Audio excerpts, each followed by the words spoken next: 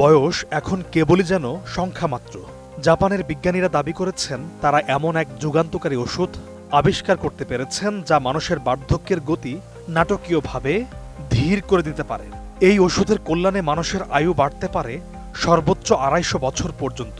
আর এই খবর প্রকাশের পর থেকেই বিশ্বজুড়ে বৈজ্ঞানিক মহলে তোলপাড় শুরু হয়ে গেছে। কেউ বলছেন এটি মানব সভ্যতার ইতিহাসে সবচেয়ে বড় সাফল্য হতে পারে, আবার কেউ সতর্ক করেছেন, বলেছেন এটি হয়তো প্রাকৃতিক জীবনের ভারসাম্যকে হুমকিতে ফেলতে পারে। মৃত্যু এক চরম সত্য। জন্মালে মৃত্যু অবশ্যম্ভাবী।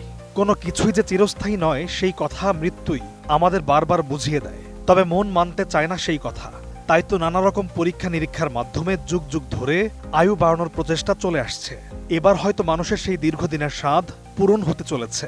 জাপানের ওসাকা বিশ্ববিদ্যালয়ের গবেষকরা IU-1 নামক একটি ওষুধ আবিষ্কার করেছেন যা মানবদেহের কোষে প্রোটিনের মান নিয়ন্ত্রণ ব্যবস্থা উন্নত করে। ফলে বার্ধক্যের গতি উল্লেখযোগ্যভাবে কমে যেতে পারে, এমনকি মানুষের আয়ু ২৫০ বছর পর্যন্ত বৃদ্ধি পেতে পারে।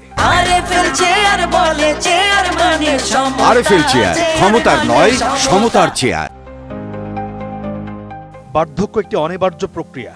বেশিরভাগ সময় বার্ধক্যের সঙ্গে বিভিন্ন রোগ জড়িয়ে থাকে। বার্ধক্যের অন্যতম প্রধান কারণ হল শরীরের কোষের মধ্যে প্রোটিনের ভারসাম্য নষ্ট হয়ে যাওয়া, যা প্রোটিওস্ট্যাসিস নামে পরিচিত।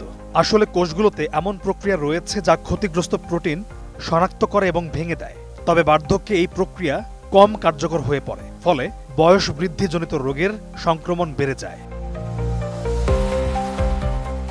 গবেষক দল দুটি গুরুত্বপূর্ণ প্রোটিনের মান নিয়ন্ত্রণ ব্যবস্থার মধ্যে সম্পর্কের অনুসন্ধান করেছেন, যা হল প্রোটিজম ও অটোফ্যাজি। তারা আবিষ্কার করেছেন যে IU-1 ওষুধটি প্রোটিজমের কার্যকারিতা বাড়ায় এবং একই সঙ্গে অটোফ্যাজি বৃদ্ধি করতে পারে।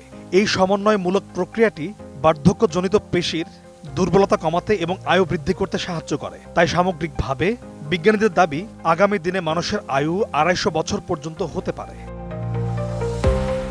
এখন প্রশ্ন একটাই, এই ওষুধ কি সত্যিই মানব সভ্যতার ইতিহাসে নতুন অধ্যায়ের রচনা করবে, নাকি এটি হবে এক ভয়াবহ পরীক্ষার সূচনা? পলাশ খান, ATN নিউজ।